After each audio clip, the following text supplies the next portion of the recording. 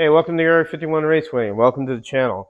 I want to talk about the Saturn Ultra 4, Elegoo Saturn 4 Ultra resin printer. Got this not too long ago. Last week I've been busy with printing, so I printed, I think it was 4 days in a row, and it was a lot of fun printing. It was very easy, and it was very rewarding because what came out looked really great. And what I'm going to show you here is that the uh, the printer itself. So this is the Saturn 4 Ultra. Now this printer has a Wi-Fi capability. It's got a built-in camera, and it's got the 4 exposure or 8 exposure setting if you wanted to test 8 pieces and do a test print. Now the test prints are for testing different resins because there's a lot of companies that make resin, and so you want to make sure you get the best looking print out of that type of resin because they're not all the same, and that's what's unique about this machine. Now the other one is the Saturn 4. It has the green cover, which it would have been cool if this was green because, you know, Area 51 Raceway green. Got to keep it all that way if I could. But no big deal. This is a gray and a black, so I'll live with it. That machine right there, the Saturn 4, does not come with Wi-Fi. It does not come with the camera, and it doesn't come with the exposure setting, which a lot of these I would say resin geeks, because they know a lot more than I do, because that's why I call them geeks. They were really not happy that it didn't have that exposure setting in that particular machine. You had to up a little. The machine's about $400. For that amount of money, I think it's reasonable. It's gotten low to the point where it's not super expensive. I know there's other high-end printers that'll probably do better, but for somebody like me who's just getting into it, this is a good beginner's printer for what I'm trying to do. You could also go with the Mars printer. The Mars is the smaller version one, and it will build the it will fit a 1/32 body, because when you print upward is what also is your space besides your width and, you know, your length. So with this machine, I've been printing them at a 30-degree angle, and that's why I print the car body models. So so far it's really been a real cool machine. I've been having fun, like I said, and I'll go through what the questions would be. Well, one of them would be the smell, and the other one would be, you know, the cleanup and what's involved. So when you print your model, you're basically putting resin in here, and this is using a screen to expose the resin in layers, in minute layers. That's what they call slices. And then it builds your model up as it finishes it. Now the build space is from here to here, and I'll give you measurements in the video. And then the build space is from the width and then the length, but also the height, because you could build up. Uh, a lot of people do a lot of different things with these resin printers. They built several different things. It's kind of like the sky's the limit. But what we're using it for really is for 1/32 stock car bodies, and that has been kind of like the really kind of Achilles heel for the scratch building, because before, which they still do, people do get silicone, and silicone's very expensive, and you pour it over what you're making your model. You may use a die cast, or, you know, an actual old, you know, stock car body, a Carrera body, or whatever, and you pour a silicone mold out of that, and then you make an actual mold to where you pour resin, and it's got a plug as well in the mold, and you pour the resin and you squeeze it together, and then you use a vacuum chamber to vacuum it to make sure you have no bubbles or no, you know, shifts in the resin to where one side will be thicker than the other. So it's a little bit more complicated. This machine right here really takes a lot of that out. It takes the expense out, because if you were to buy a resin print, silicone, I know the silicone molds themselves only last so many pulls, and then after a while you start having problems with the silicone mold because it starts breaking down because you've pulled it so many times and so forth. So this becomes more of a cost-effective thing, because you're not going to have to be buying silicone to make molds. You're printing the body out of resin on this, and that's all you need to do. You don't need to deal with silicone or nothing. So with that being said, what I usually do, and this is the cleanup process, I'll go through it and curing, is when I have the model, I have it right here, and this flips up to slide the build plate out. So if you have your model here, what I do is I get a cafeteria tray, which you could get from Amazon, as I dump my cheap bottle here, excuse me, and this helps with cleanup. And it does come with a bib, so when you have your build, I usually do this, slide it out of here, and this would be higher, obviously, and drop like that. And I put what I have here that I built, and then put it onto the counter, and then I get a putty knife. Hope you can see this, the camera view, and I basically pop it out onto the tray. And then when I'm done getting the model off, I basically will just grab this and just slide this back on and then lock it down. And then when I'm done, I'll pull this off. This is good to protect the machine so you don't get resin on the front of it and make a mess. The whole key to this is being neat. And I shut it. And if I want to print something else, which I'll explain later, how it's stored in there, I get my model, I spray it with alcohol from a cheap bottle, spray it down, and then I break the supports off, which there's light supports. It kind of feels like removing ramen. You know how ramen's kind of that sound it makes when you crunch it. It's basically what it feels like. And I throw it in the trash, and when I get most of the supports off, I soak it in a dirty bath of alcohol. So this is the dirty wash. So I put it in here, and I have strips of terry cloth, and I kind of clean up the remaining little supports and rub it with the terry cloth, and then I clean it up. And then I let it sit there for 10 minutes. After it sits there for 10 minutes, I put it in a clean wash, and I put it in here, and then I clean it up and make sure everything's gone, and then I rub my hands on it. Obviously my hands have gloves, and you get that nice squeaky sound when something's squeaky clean. Then you know all the resin's been off of it. When that's done, I have a paper towel. I take it out, I put it on the paper towel, I let it dry, and then for the curing, again, I didn't really want to invest in buying a washing station and a curing station. If I could do this and save money, because these are from the dollar store, $1 each. The bottle was $1. The tray from Amazon was like $4 bucks. The putty knife comes with your printer, and it comes with a plastic one and a metal one. The alcohol itself is $22. So I've gone through most of this, so I have this much left. So I should have enough to do more to fill these up. And of course, you want to make sure you have safety glasses. You want to make sure you have nitrile, gloves, because you don't want to be touching that resin and alcohol. And of course, a little respirator. I have it over here somewhere. I didn't pull it. I have it stuck over there in the bag. And you want to put a respirator on. Now, as far as the smell, the resin to me doesn't really have that bad of a smell. It does smell a little, but if you keep a window open like I have here in the garage, or open the garage door, you don't really notice it that much, very faintly, because my wife would have told me something if she smelled it inside the living room or the kitchen, which just past this door into the house, past the laundry room. Now, the only thing I find that it's very, very stinky, and because I did the first one when I didn't get my respirator, and that's why I was, I had a paper mask. That's what comes with the printer. I put the finished, model in the first soak, and the alcohol smell and the resin is what started really getting to my throat. And that's where it's really stinky, is right here when you start cleaning it with the alcohol, because all the vapors from the alcohol and then the resin, that's where you really smell a lot of the nasty smell. So I highly recommend you get a respirator mask with filters. A paper mask doesn't really do anything.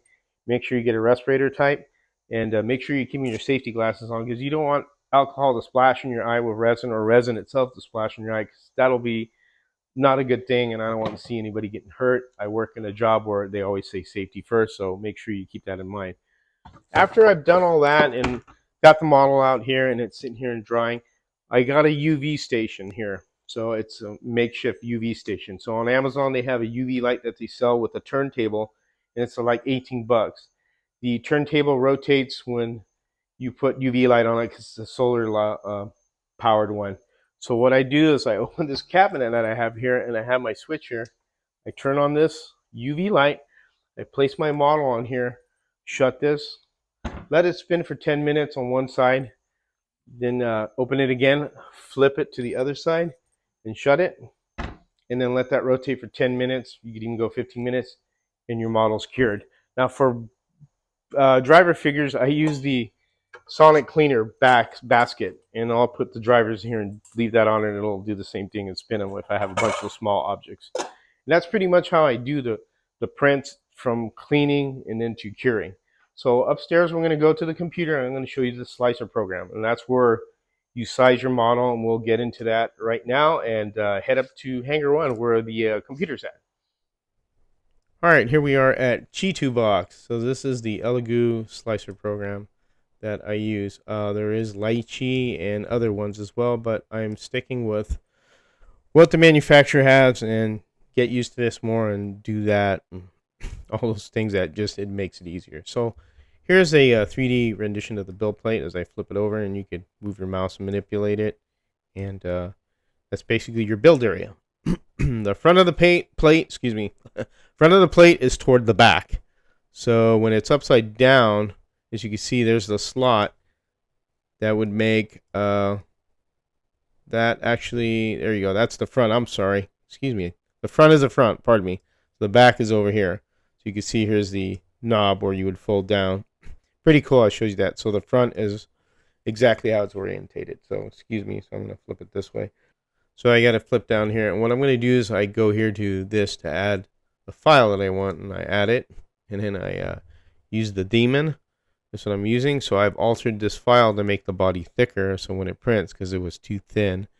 And you do that with the what's called the Blender program, and that's a whole nother thing, but I'll just show you simply what I do. And I get the body on there, and there she is. The red's indicating that there's too much, or how would you say that you're not going to build anything because it's out of the build area. So what we do is we rotate this to right about there. It's fine, and then get out of that, and I position it there. Then what I do is I go to the scale part, and the scale part is where you scale the car. Now when you lock this, it says lock ratio. You're locking all these numbers all together. So what we have discovered, Dave and myself, is that it's actually easier to measure from bumper to bumper and come up with millimeters in a 1/32 scale from the 1:1 car. And then what I type in for the daemon, which would be 153 millimeters, which is the y-axis, which that would be the length right here. This is the length. And I will click this on so you see this. So here's the length, which is the y. The x is the width, and then the z, is the height. So what I do is I type in for y, which is the length, and that'll be for the daemon will be 153 millimeters, and that is my size. Now everything locked in place, so the width, the height is all the same, and that's what you got there, and that looks good. That is our 1/32 build, as that's what it's supposed to look like. I'll take this off. Now I know I've talked about orientating this, and I said I orientate at 30 degrees. Well, I actually do 13 because I found 13 is a little bit better and it doesn't use as much resin. So if I was to go 30, that'd be a lot of resin being used on supports. I don't need to do that. So I do it at 13 right there. Now there's other guys that have talked about tilting the car so you get less lines. I don't do that because what happens is on 1/32 that I discovered this part starts to sag when it's tilted, and then the resin will run down and you'll get this like look on it that shows like the resin was like makes a line and it looks really weird. And I'd rather orientate it like this because this is the best way to do it, and it doesn't cause the sagging line that you get on the body if you tilt it. So when that's all orientated and I got my scale set, so here's your scale, 153, finds we're at 94.02% all the way around. Our orientation's at 13 degrees Y upward. And what I do is I'll go to the support section, which is right here, and I will, it's being the just rendering it there so you have it. So what I use is the grid plate for the raft. I don't use the raft is basically the bottom where it forms. I don't use the full, which is just flat with no holes. I like to have a grid there because you use less resin and it works fine. How you take it apart doesn't affect it. So, and then what I do is I use the light supports, and then right here you have what's called contact point density. Now this is where I ran into the problem with two cars when I first started doing these files. The first four went off without a hitch, but these cars that I got afterward were a problem. So they were too close together, and then the body, I couldn't get the body off because they started fusing into the body, and I ended up breaking the body, and that's what happens. So this is your touch tip distance in millimeters. That moved there, sorry. So I have it in 6 millimeters in distance. And that's what you're going to put your supports at. And then what I do is I generate auto supports. And as it's doing that, it'll generate the supports. Now this is a density on this body is a little bit different, so it's just taking a little time to get where it needs to go. And I'll show you the raft shape, which is right over below basic settings. They have advanced settings. I really don't want to use that. I'm not making little miniature figures or anything like that for wargaming. I'm making slot car bodies. I want to keep it simple. So there are your supports. Nicely placed there by the automatic. So I'll show you what happens here. So if I had, and this was the previous setting I had, supports were, I believe, 2.5 millimeters apart. Now I'm going to redo this, and you're going to see how tight these suckers are going to go on here, and where it created a problem with that they were too close, that I couldn't break the body off the supports because they're basically fusing with each other because they're in a tiny, they're converging on a tiny area in one spot. And just give it a time to render it, and then I could re-render it back to what I originally had for it. And almost done there, and here we go. So now you can see how tightly packed they are, and that is probably too much, way too much. And as you can see, I could go in closer. That's just too much, and that's a waste of resin. You could even go closer and into this structure and change it, but you know, that's just way too much resin. That's not needed. That's what happened when I did the other ones, the first 3 from the different files that I got, and I ended up wasting a lot of resin, which isn't necessary. So remember, you don't need to have your support super close. So for bodies that I've been doing, I'm putting them at 6. And you can add supports if something's needed, like you need to put a medium support, where on some areas that you need to want to support the body so it doesn't sag. But you have to kind of, it's like a trial and error here. So I got these at 6. I'm going to re-support it and change it and let it do its thing as it adds the supports again at 6 millimeter spacing. And this works really well for me for this particular body because I just printed one not too long ago in the 55 Chevy, which came out fine. It just works better this way. That's why I do it this way. And again, other guys do things differently. You know, you do what works for you. And again, you know, I'm not building miniature figures, which may be a different thing, but you could see not as many supports and not as dense. That's good enough. And I can make them wider if I want, but that's fine right there. So now that I put my supports, I'll go back to here. I will slice it. It will slice. And then what you'll have is what's called a network setting, and it'll tell you, you know, hey, you're ready to send the file to the computer, and that's what it will do. It will send the file Wi-Fi. This is going to take a little time to slice it. It takes a while. It'll send it to Wi-Fi and transfer it through, you know, Wi-Fi. Like I said, Wi-Fi again. It'll transfer the file, and then you can print from up here, and then it has the onboard camera that looks at the print. And I do have some high-speed prints of the cars that I've done in fast speed because it does it for 5 seconds and it just shows you elevate up. It's just fast photography, and that's what that camera will do. It's also supposed to detect failures and stuff like that. So let me show you the cars, and because this is going to take a little bit to render, and we'll go and we will check it out and see everything here and show you the cars, some of the ones I made mistakes on, some of the ones I did well. So here we go.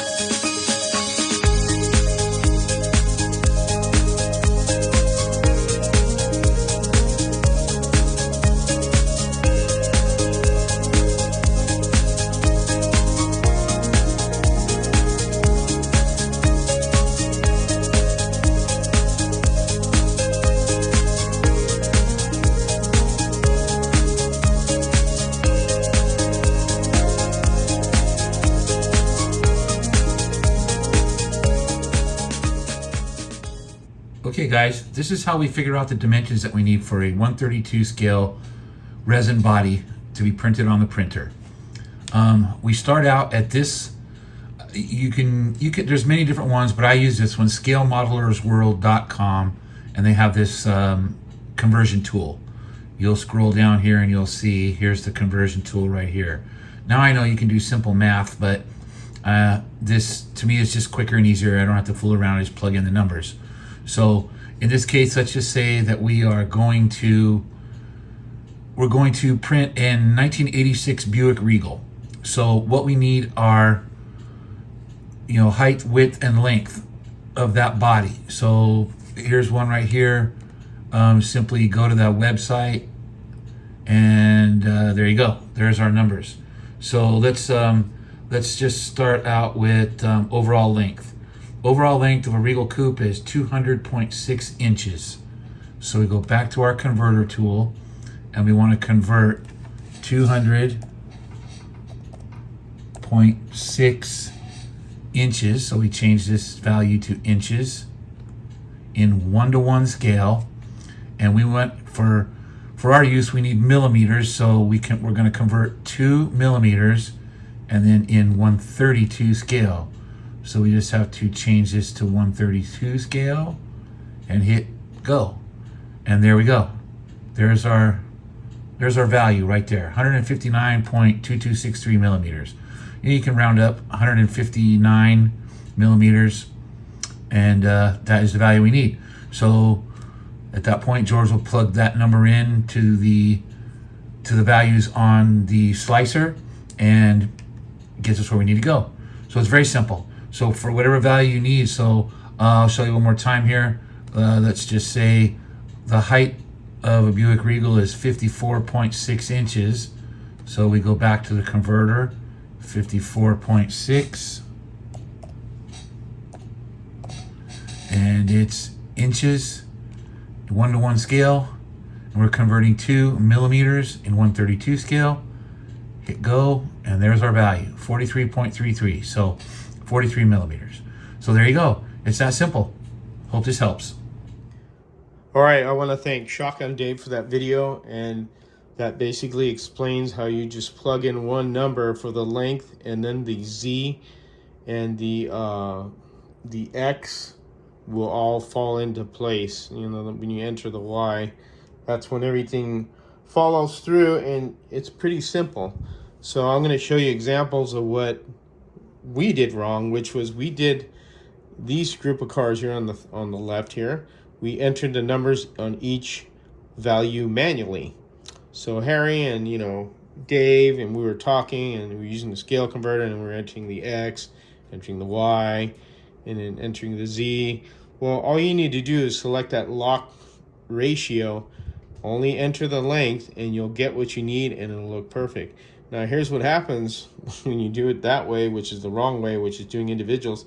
You can see this is a Buick Grand National, and that is a real tall roof line, and it looks really goofy and doesn't look correct scale wise. It really doesn't look great. And plus, this is also the very thin stuff, which I've thickened this model on the blender, and this is why I want to make sure that and there you go, it just breaks right there.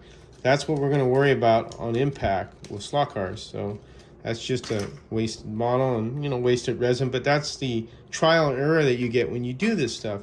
Here we have the Dodge Dart. This one's a little bit thicker, a little bit more robust, but we want to thicken this up a little, and you can see the roof line's really high on this car. That doesn't look right. I have another one downstairs being cured that's correct, and that just doesn't look good at all. And then we have the 55 Chevy, same thing, real high roof line. Again, these are individual numbers that are entered. That doesn't look right, and it looks totally wrong.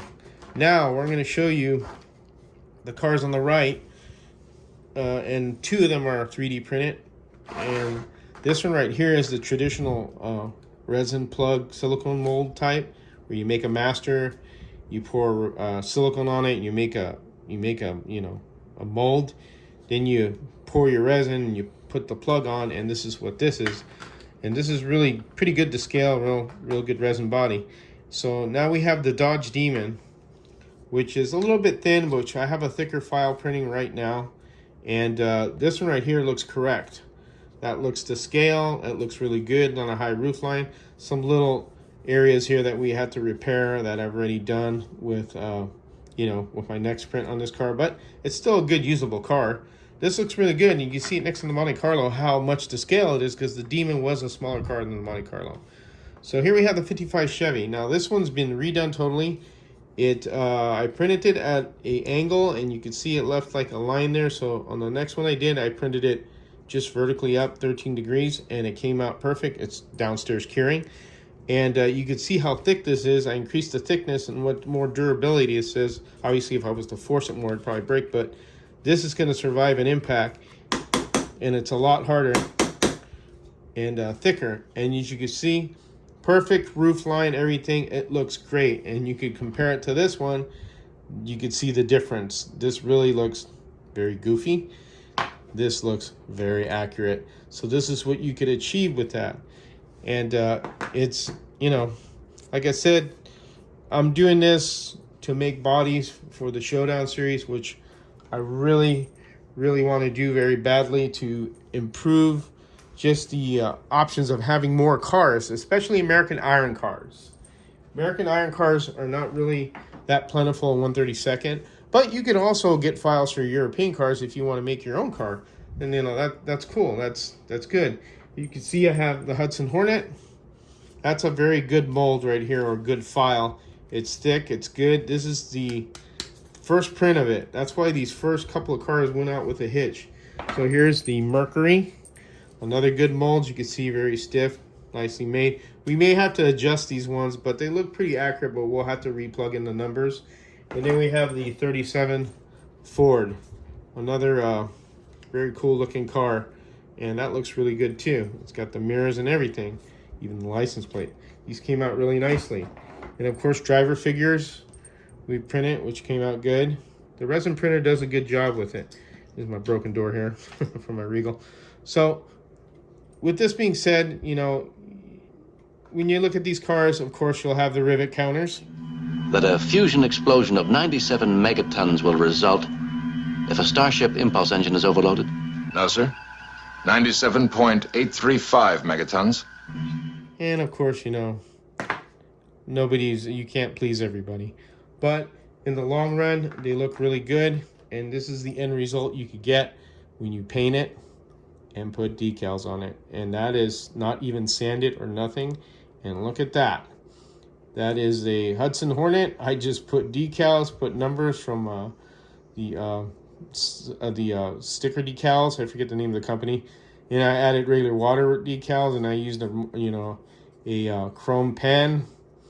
And all I did was put a primer on this, the Rust-Oleum 2-in-1 primer. I didn't sand it. And then I put blue custom mix Creatix paint, water base, and then I shot this with the clear from SMS, which is just a 1-part clear, a dull clear. And then I put the decals, and then I'm going to clear it again. And I got myself a cool looking Hudson Hornet beach racer. And I mean, look at that. That's what you could achieve out of this. So this video really is for everybody, so you know that you can do this stuff. I'm not anybody super special. I just figure things out and I do it, and you could do the same. You could achieve all this. You don't have to get the Saturn IV Ultra. If you want to get the smaller machine, which is the Mars 5, which is coming out, I think, the middle of September, it will do exactly the same thing that the Saturn will do. And for $179 for that printer, you can make yourself bodies like this. And of course, when you start looking in the blender, which I won't get into because there's videos for that, it's really easy to thicken these bodies and print them out. And you just gotta go for it, because the rewards are really great. Because look at this, you could get this. Imagine me painting these cars and what they'll look like. That's the imagination of it, but you have to make the commitment to do it. And it's not really that hard. It just takes a little practice and a little, trial and error. But in the long run, the rewards are very great. As you can see, this is all the stuff I printed. And I got more over here, plus mistakes, plus errors. I mean, this is everything right here. I mean, look at all these driver figures. I even printed engines if I want to make mods. Here's some engines right here. We'll have to scale these. Some of them, they don't look to scale, but some do. And I mean, look at all the driver figures, trays. And then you have 125th full ones, or 124th. And then 132nd figures. So, I mean, you could do a lot. So, if you guys are interested in doing it, I say go for it. So I hope this video encourages people to do it. And that's it for now. I hope you enjoyed the video and everything that I've showed you. And as always, you guys take care and have fun racing.